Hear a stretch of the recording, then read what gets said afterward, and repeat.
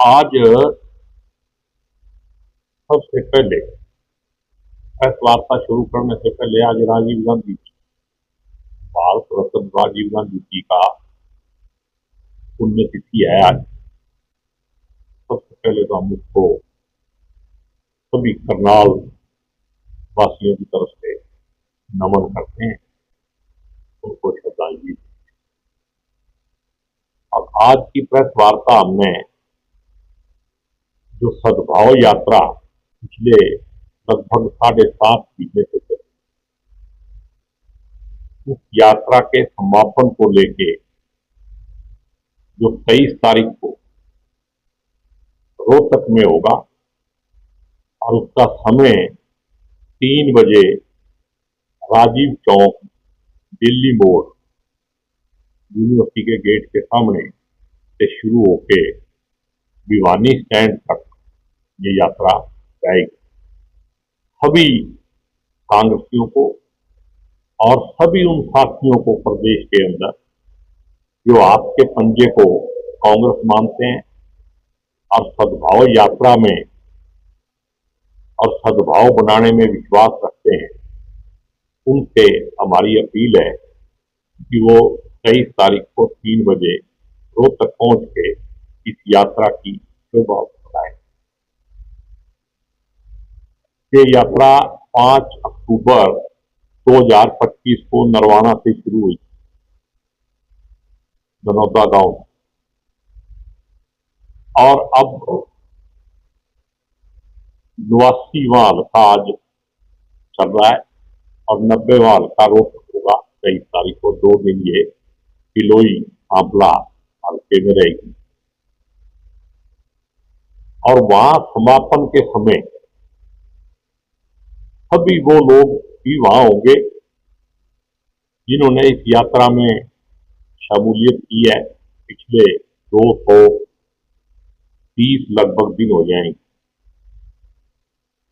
उसमें 7.5। लेकिन इसके साथ साथ पार्टी के जो एक्स प्रेसिडेंट और एक्स वर्किंग प्रेसिडेंट हैं, वो करीब 10-12 लोग हैं, उन सभी को भी इनवाइट किया गया है। और जो मौजूदा अध्यक्ष हैं राव नरेंद्र सिंह जी, वो उनका सबका सम्मान भी करेंगे, उनको सम्मानित किया जाएगा, जिससे एक मैसेज दिया जाएगा कि ये सद्भाव जो है वो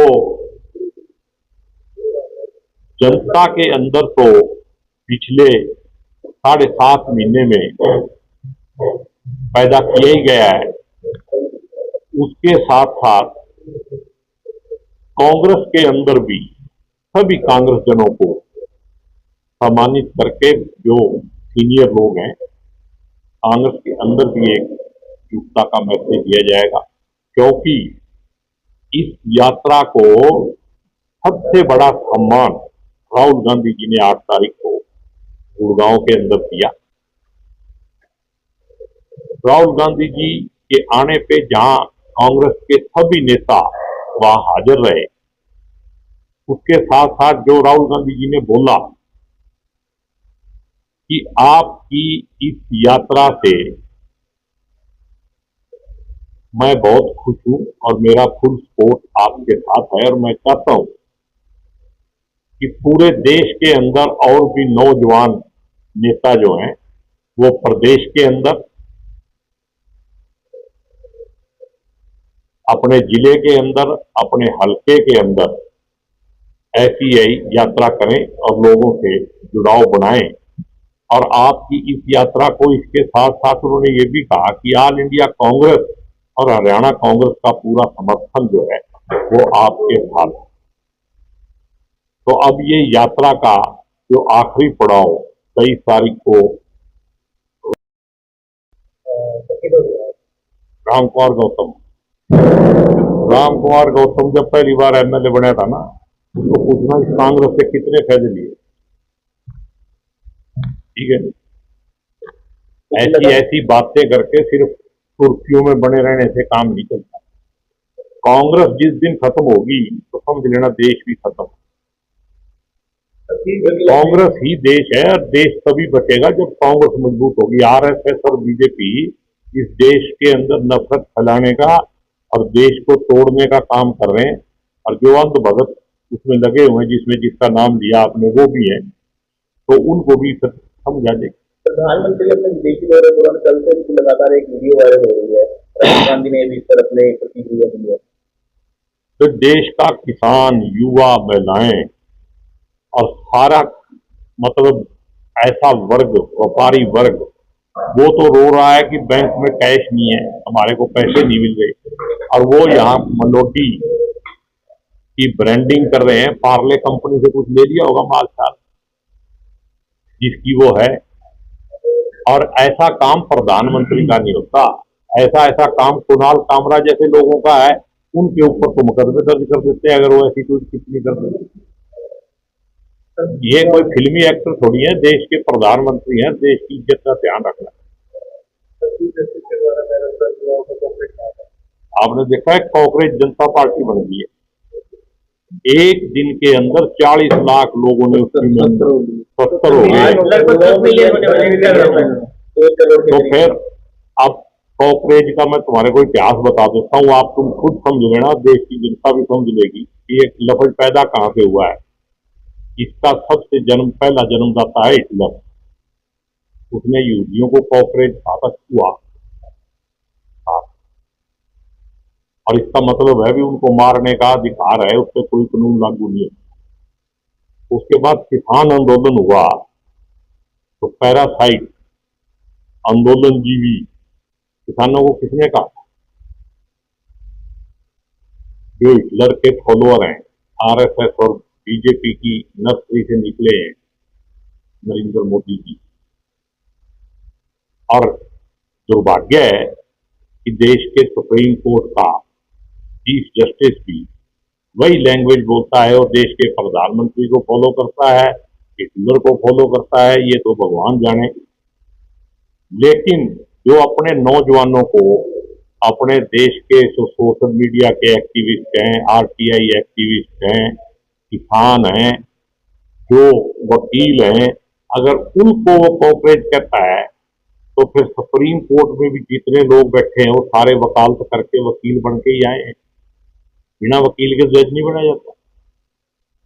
पेट्रोल के दाम बढ़ेंगे, पहले 3 रुपये बढ़ाए, 2 दिन के बाद 90 पैसे और बढ़ा दिए, पता भी नहीं लगा किसी को। अखबार में 2 दिन के बाद आया है, कल अखबार में आया था ना, रेट परसों बढ़ गया। आज कितनी तारीख है? 21।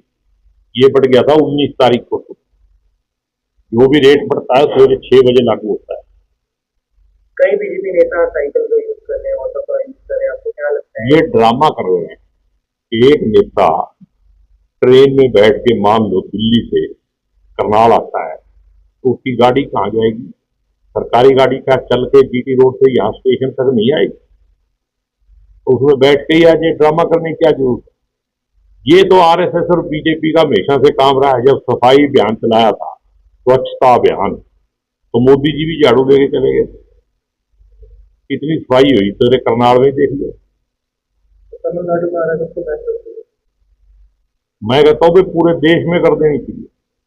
जो देशद्रोही पार्टी है, जो रजिस्टर्ड ही नहीं है देश के किसी कानून में, और वो अरबों रुपये की बिल्डिंगें बना रही है, उस पर मनी लॉन्ड्रिंग का केस दर्ज होना चाहिए, सारे आरएसएस वाले अंदर हो जाए। हाँ, ये जो आरएसएस और बीजेपी के अगर अंधभगत भी जिंदा रहे और ये भी रहे, तो ये पेपर आगे भी लीक होते रहेंगे, और नौजवानों को इसी तरह बर्बाद करने का ठेका जो आरएसएस ने दिया हुआ है, बीजेपी ने दिया हुआ है, वो आगे जारी रहेगा। जागना आपको, नौजवानों को है, और अंधभक्तों को जगाना है, मारना नहीं है उनको।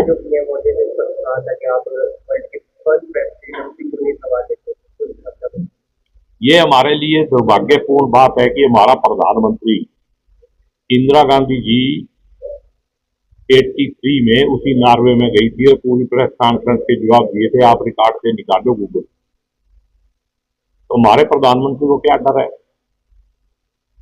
क्या वहां पे कोई सवाल पूछ लेगा भी अमेरिका से क्यों डरते हो, इजराइल को बापू क्यों कहते हो, उनके कहने से ईरान से रशिया से तेल नहीं खरीदते, अपने देश की जनता को परेशान करते हो। और एक सारे जनों से मेरी आपसे रिक्वेस्ट है कि बैंकों के सामने जाके जो लोग कैश लेने जाते हैं उनका भी एक एक इंटू जो बैंकों में कैश खत्म हो चुका है। और जो राहुल गांधी जी ने आह्वान किया है ना कि आर्थिक तूफान आने वाला है, वो आ चुका है। ये उससे तूफान से पहले की शांति है। कैश खत्म हो चुका है। आड़ती, ये रघुवीर सिंह जी आड़ती भी हैं, इनसे भी आप पूछ सकते हो। और जिम्मेदार को डीजल और खाद खरीदने के लिए जो पैसे चाहिए वो कैश नहीं मिल रहा। जब आड़ती को कैश नहीं मिल रहा उसको कहां से मिलेगा? जो सीधा बैंक में जाता है तो भी कैश, खाद ही नहीं बचता है, खाद ही नहीं और मिलता। खाद का संकट लो। मोदी जी कहते हैं भी 50% खाद पे कंट्रोल कर लो, फिर अनाज पैदा कहां से होगा? क्या खाओगे? देश बर्बादी की तरफ है। और मैं आखिर में एक ही फिर बाकी सबसे आपने विचार लेने हैं। एक आपके माध्यम से सभी कांग्रेसियों को और आपके पंजे को कांग्रेसी मानने वालों को आह्वान करता हूं कि वो 23 तारीख को 3 बजे राजीव चौक रोड तक पहुंच के इस यात्रा की शोभा बढ़ाएं और बरजिंदर सिंह जी को आशीर्वाद दें, उसका हौसला बढ़ाएं, ताकि और भी नौजवान जो हैं वो इस अपने अपने तरीके से यात्रा में शामिल हों, यात्रा करें।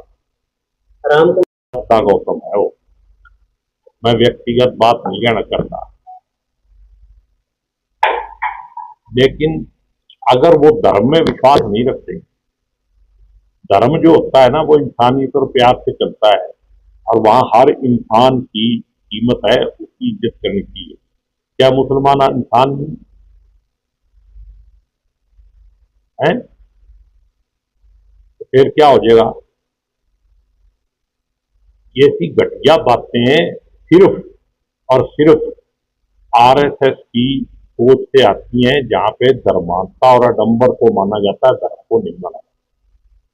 धर्म मानने वाला समाज को जोड़ता है, प्यार बांटता है, नफरत नहीं बांटता, समाज को तोड़ता है।